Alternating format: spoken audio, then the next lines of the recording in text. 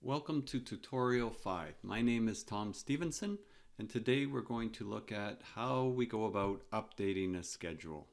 So in my sample file that I have on the screen, we're going to look at how do we go about updating a schedule. The whole purpose of developing a schedule is so that we're able to track it and see where we are, compare where we are to where we thought we should be, and see what the differences is. We call those variances, where you have a difference between where you planned and where you are. So in order to do that, we update our schedule. In construction, most projects are updated formally on a monthly basis. In other projects, it may vary, like 2 weeks or weekly. You can be updating the schedule in a variety of ways. In another tutorial, I'll discuss file saving protocols that you can use to update your schedule. Because in Microsoft Project, one of the things we want to be able to do is to document where we were at specific points in time. So as I said, a lot of construction contracts might say that you have to provide a formal update to the client once a month. So if you have to update it formally and provide what we call a schedule narrative or summary of what transpired in the previous month, you want to date that and then you want to have a record of that. So what we do typically is we update that file that month, we see where we are, we see where the variances are, and then we actually do another schedule, which is a revision or a recovery schedule, is how do you get that time back. So if you're behind schedule, you look at, well, we're 5 days behind. How are we going to get that 5 days back? And we do that, and we'll talk about that in a different tutorial. Right now, I just want to cover the basics of the updating process. So the first thing you need to know is, well, number one, you need to have developed a baseline schedule. And the baseline schedule is the plan for the project. This is what you do coming up before you start. And once you've reached agreement that this is the plan, then you move forward. In construction projects, we typically will send out a baseline schedule to the client if they have any comments on it. Ideally, you'd like them to accept it, but people tend to not want to say that they accept it. They might say that they reviewed it. Regardless, the contractor is definitely going to say, if they don't hear back, they're going to say this is the baseline schedule unless we hear differently from a certain date, just to establish this is their plan for the project. And that's important because then you can see any variances. And then the next questions you would ask is, well, what caused the variance? Did we cause the variance? Did the client cause the variance? Did some outside force, like a force majeure event, cause this delay? Because that has to do with, well, whether we get an extension on time, whether we get extension on time and we get some compensation because it's costing us more, or whether we have to pay maybe liquidated damages if that's the type of contract it is. So important is you have a baseline schedule and that's your plan. So what we need to do is, once we've entered all the information, in this example I've entered like for a very simple sort of project, some high-level tasks, so it's not too detailed, but we can more or less see what's there on our screen. And I've entered some costs so that it has some costs involved with it, and you can sort of see how the costs are summarizing. And I've looked at that in a previous tutorial. So the next step that I'm going to do is we're going to set the baseline for this particular project. And because baseline is project-based, going along the top of our tabs here, you can see that where it says project, that's where we would find set baseline. So you can see set baseline is over here. So we've got our start date. Everything that we were going to use for this is established. I think my start date's going back to last September, but that's okay. So we've got our start date. And this would have been when we'd want to start. You know, again, you go to project information, you can put the start date. If I wanted to change this to 2020 or 2021, I could easily do that over there. So in the start date, I am going to, actually in the project tab, I'm going to click on set baseline. And you'll see that it pulls up this set baseline. And you have different choices. You could set baseline for some selected tasks. If you just wanted Microsoft Project to remember those tasks, that would be fine. But I'd like it to do it for the whole project. And to be honest, where I usually I'm just going to close this for a second. Where the screen I usually have open when I do this is actually the variant screen. So I'm clicking the square icon box over here on the top left. That's the way I usually like to go, switch between screens. And then I'm going to slide down to where it says variants. Click on that. And you'll notice it says baseline start NA, baseline finish NA. It's not applicable because I haven't set the baseline. So I'm going to go back to where it says set baseline. I'm going to click on set baseline. And I'm going to leave the default set baseline for the entire project, and I'm just going to click OK. And you see now that becomes populated. And what it did was it just copied these items under the start or early start dates and pasted them there. And it copied these items from the finish date and it pasted them there. Essentially, that's how it worked. Okay. So what that means is these are going to stay the same. So you're not going to change these as you progress through the project, but these are likely going to change. And then what's going to happen is the program's going to be able to measure the difference between your planned start or your baseline start and what is either going on in your project, what's actually been done, or what effects what actually has been done has on the rest of the project. So it will show those indicators throughout the project. So if the critical path, the finish date changes, milestone date changes, you would know once you update the schedule.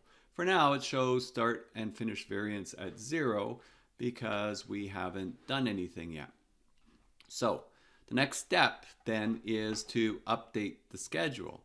Well, to update the schedule, we have to know what date we're at. So where are we in our project?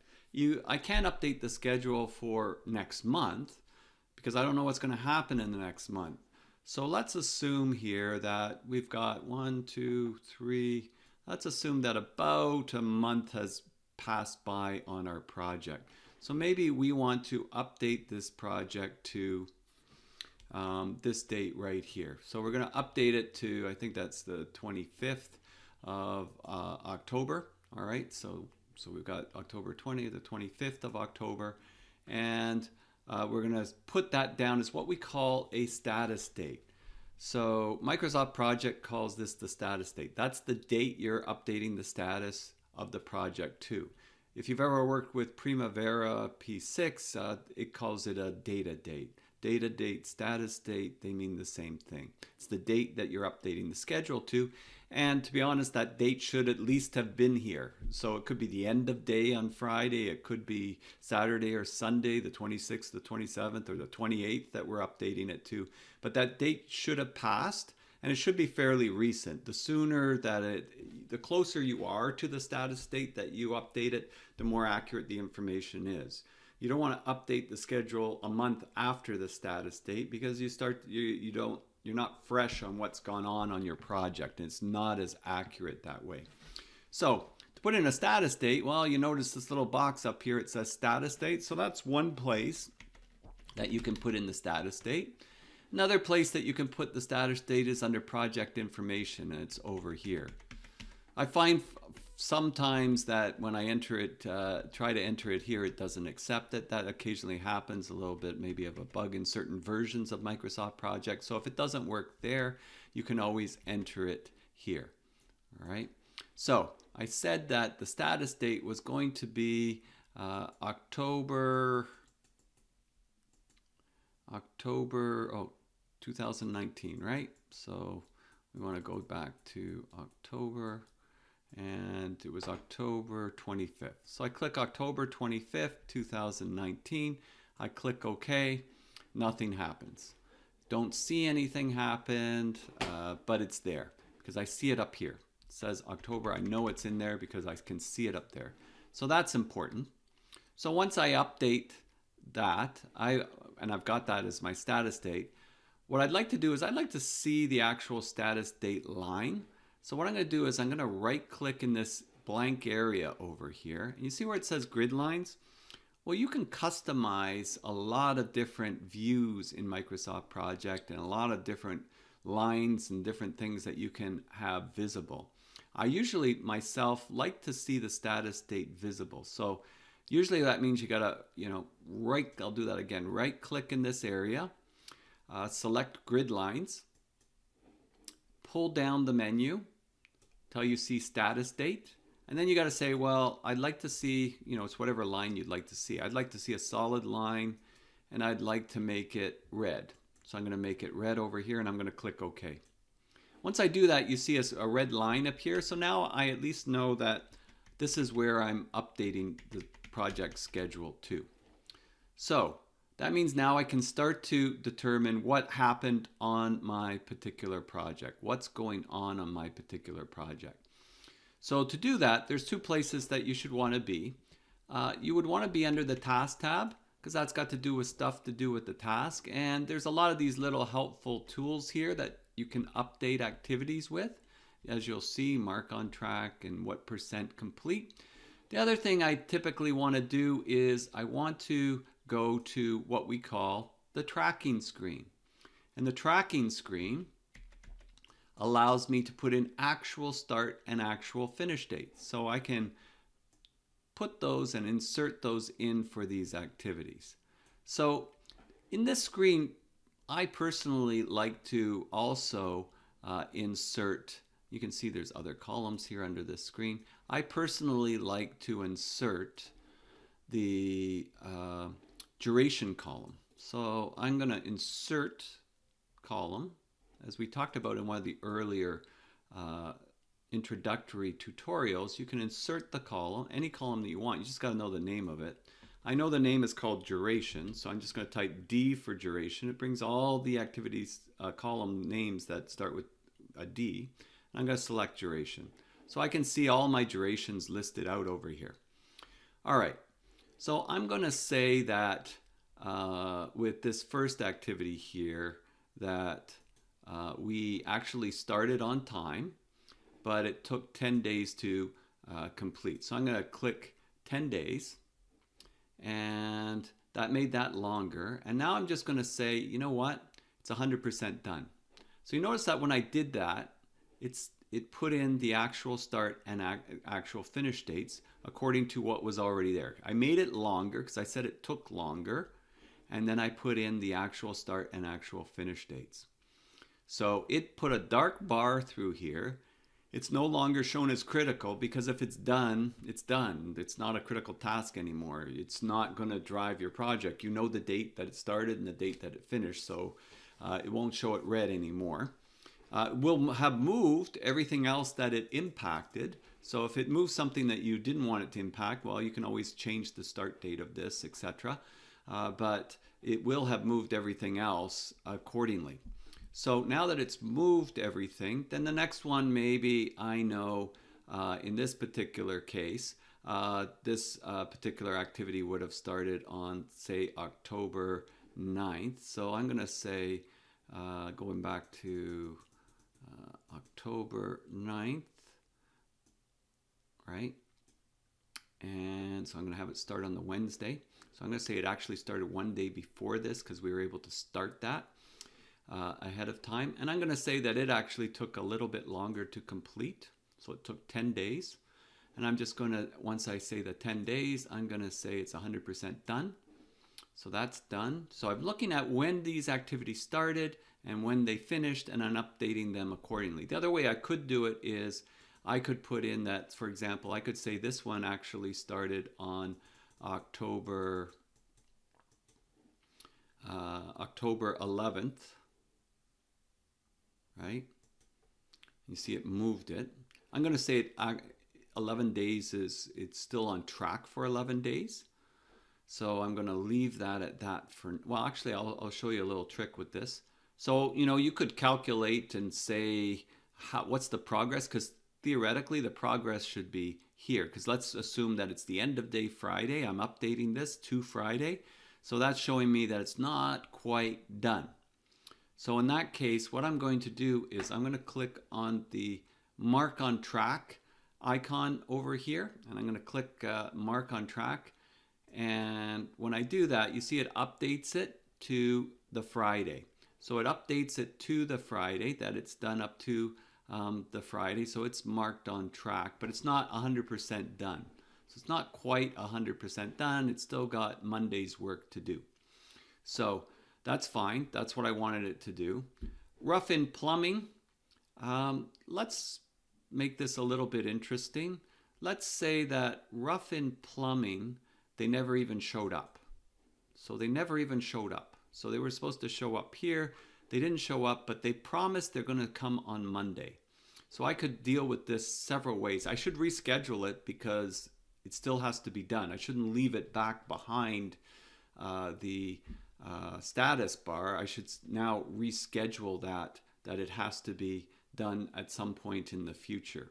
So I'm going to put rough-in plumbing. I'm going to move it. You're going to see here, I'm going to move that, and I'm going to move it. See where it says incomplete parts to the status date? So I'm going to try moving that incomplete parts to the status date. I could move it 1 day, 1 week, 4 weeks. Custom is you could move it however many days you want. If you click on custom, it asks you how many days you want to move it forward. But I'm going to actually move it to the status date. So watch this. So this is rough-in plumbing. So you see it moved it to the first working day after the status date. And the first working day after the status date is Monday. And this is now a critical activity. It's driving the project because it's now become on the critical path. So that's having an impact on our date on the project. I would want to know why this didn't complete on time, to be honest. And usually what I do in this screen, I usually insert the indicator column. I've mentioned in the other tutorials, the indicator column is really a good column because it shows you if you've done anything to the activities. And so you notice here, you got check marks. Well, that means they're done, right? So these are done. This one started, so it's not complete, so it doesn't have a check mark. You notice there's this little box here. We'll talk about this in another tutorial. This is a constraint. When I moved it, I actually put a constraint on it saying it's going to start after the status date. Or if I moved it and said it must start on Tuesday, then it would be a constraint saying it's going to start no earlier than Tuesday. So we'll talk about constraints in another tutorial. What I can tell you about constraints is you try to avoid them as much as possible. Don't put a lot of constraints. You try to avoid them. It wreaks havoc with your critical path because it locks things in and doesn't allow the program to function. But because I put it right after the status date, and because I'm at the status date, I'm not concerned with having a constraint there. I would be concerned if I started putting a whole bunch of constraints down here. That would be problematic. So we've got that there, and I said it'd be good to know what happened. So I'm going to double click on rough-in plumbing. And you'll notice that this brings up the task information box. And the task information box, it has a series of bits of information on it, from predecessors to resources to advanced. Remember we talked about that with calendars where you could apply a calendar. So the task information box is very useful for that purpose of seeing things. It's also useful for putting a note. So see that? It's a note. Rough-in plumbing. I want to know why the plumbers did not show up, right? So I could put in something to the effect that rough-in plumbing delayed due to design layout error by consultant. This might lead to a change order or something else being added to the project when we go to recover the time or with the work that's coming up. But it's good for me to know what caused this delay in here. So it's very helpful for me to know what actually caused the delay to occur here. So as we go through this, we can see that we have the schedule brought in and we've got it updated. We've got these other two activities here that need to be updated. Let's say that those activities went the way we expected. So that means they started and they finished on those dates. I don't actually have to do a lot of work here. Maybe you have a bigger project and you got like 25 of these and you've entered your oddball activities. They've moved everything around the way you intended on your project, and then you've got a bunch left that you need to update. Well, sure, you could go in and you could go put in what the actual start date and what the actual finish date is for each one of these manually. But if they're in the right spot already, the quick way to do this is to just click the square icon box. It selects everything. And remember the mark on track icon that we have up here? If you just click on it, it will update everything that is to the left of your status date. And it will not update anything to the right of the status date. So that's the nice thing about putting in a status date. You can use the mark on track tool to help you mark things on track up to the project status date. So like this 91%, the 100%, the 100%, that comes into play. And so if I click there and I select the mark on track, watch what happens. It updated these two activities. It did not update rough and plumbing because rough and plumbing is now to the right of the status date. And if you had 30 activities, it would update them all. So it's a quick way of doing that. And because they're done, they're done. If they were partly done, it would also just say what percentage they're done up to the status date. The other thing that you could do too, by the way, you could just type in 100%, 100%, whatever amount that you want in these particular rows. But what I like about the mark on track is it does the calculation up to the status date mark. So we've just updated the schedule up to the status date. And I'm just going to click the save button so it keeps it. So we could check now our cost screen. And we could see that the cost has gone up. So there's been additional costs. So there's been a variance in our costs. And that's likely to do with any of the variable costs we've assigned, like the site super, the project manager, the laborers. That is a variable cost that's adding on to our project. So that would have automatically gone in there. If I slide down to my resource sheet, I could also see my resources listed over here, and I can go to the square icon. Yeah, so we can see here where the variances in cost are. So we've normally when you go to your resource sheet, it'll probably be on entry. I think I already had it on cost. That's why it opened up there. And if I go to cost right now, you can see that I've got additional cost here because of the variable cost. So my site super, my PM, they've gone up in value or cost. It didn't change my laborers because I didn't have them assigned to those early activities. I think I had them assigned later on. So I'm going to go back to my Gantt chart. And in my Gantt chart, I can see that now I've updated things. I know things aren't good. I just don't know how bad it is. Like how much are we delayed? I got a rough idea in my head, but I don't know exactly. So I'm going to go to the square icon box, right click, and slide down till I hit the variance screen. And then I'm going to pull this to the side, and I can see that, you know, some activities like rough and plumbing had a start variance of 12 days. Part of that was driven by the install metal stud partitions be an extra day. Then this took an extra day, but most of it is in the rough in plumbing that's causing this large delay. So again, that's where I'd be looking for relief potentially if I didn't cause that or if it wasn't my subcontractor's problem. So you notice it's delayed 12 days, but the project's only delayed 6 days. That's the nice thing about having a well-developed critical path. You can see how much these impacts actually affect the project. So the delay in the rough-in plumbing and install metal stud partitions, really this would be 1 day, this would be 5 of the other days on the critical path. It means that this rough-in plumbing had float before the project started. So if I went back to my original baseline schedule, I could look at my original baseline schedule and I would see that it probably had 5 or 6 days of float to begin with. And I've consumed that float and now it's delaying the project by 6 days. So I know how much the project is delayed, but you know what? Looking at it in this view is not necessarily the best way to look at it.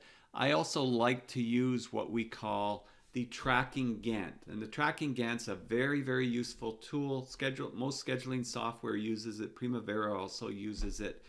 So you just slide to the left, as I said in our other tutorials. And if you haven't seen our other tutorials, please subscribe to my YouTube channel, and then you can look at you'll see all the listing of the different Microsoft project tutorials. I'm also going to be coming up with some tips and techniques that'll be shorter videos if you're just looking for something specific. But right now, I'm just going to slide down. Do you see where it says Tracking Gantt? So I'm going to click on Tracking Gantt.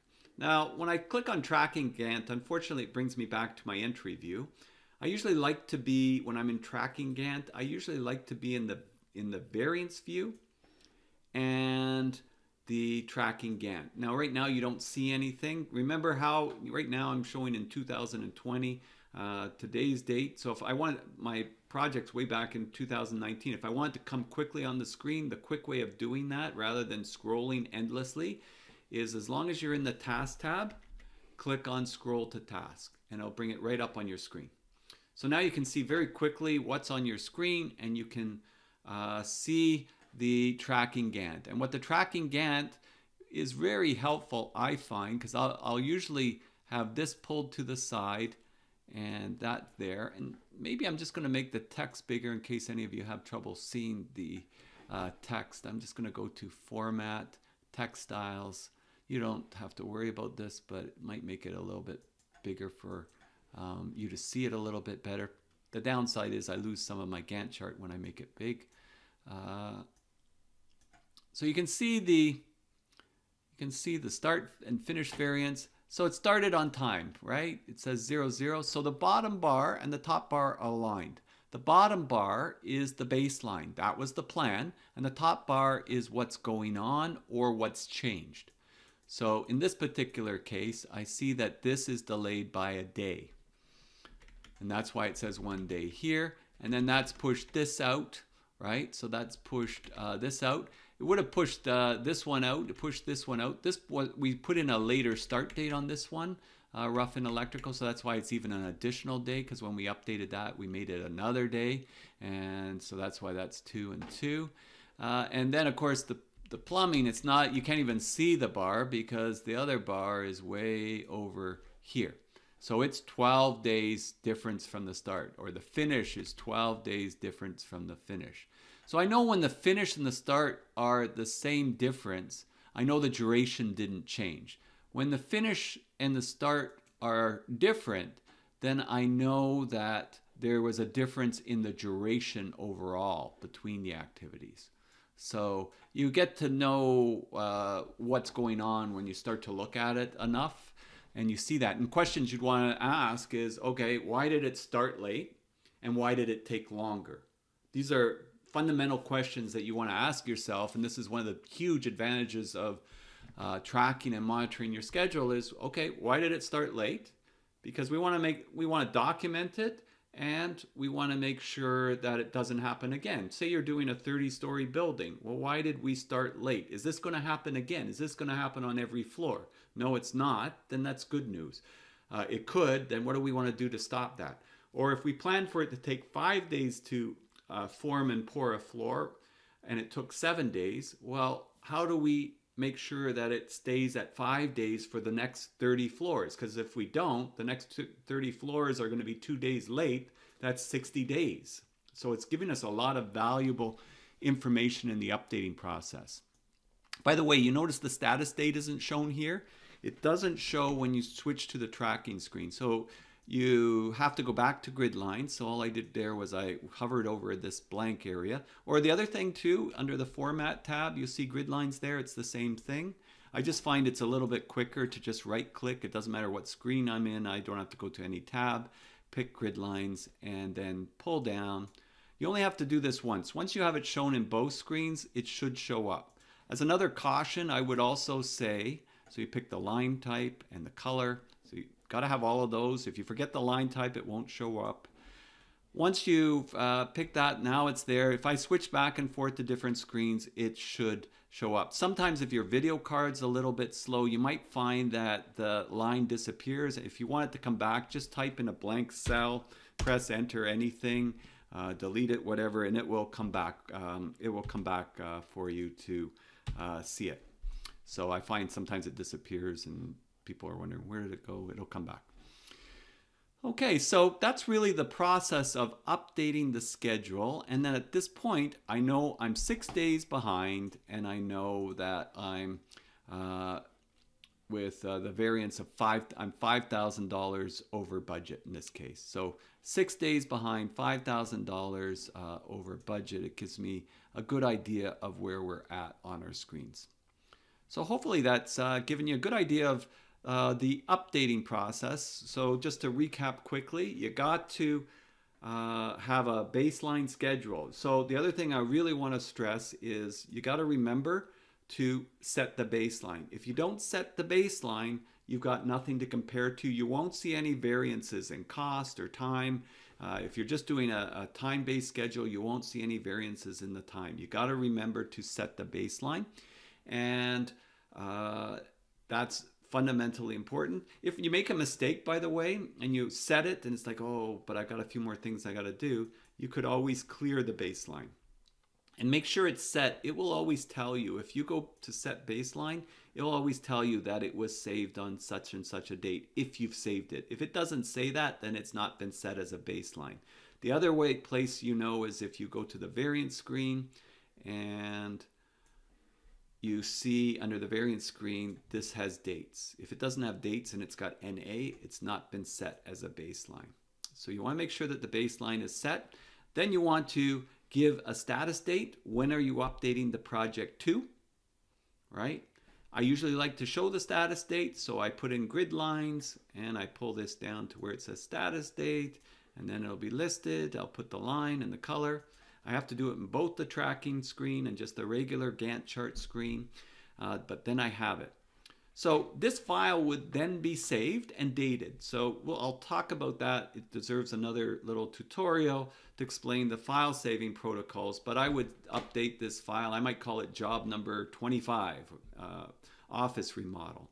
And I'd put the date that it is. So it'd be October 25th. So that is my step, and I would call it update job 25, office remodel, October 25th, 2019.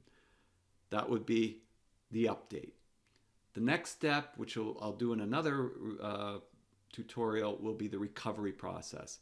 How do I get the time back? How do I get the time back? So I'd be looking at that process of how do I get the time back and get this project back on schedule? Because that's the whole purpose of doing this, is to see how much we're behind schedule and what can we do to fix it. You're trying to be proactive and do these things very early on in your project so that you can be successful over the long term. Well, I hope you enjoyed this tutorial, and again, subscribe to my YouTube channel and have a great day. We'll see you on the next tutorial. Bye for now.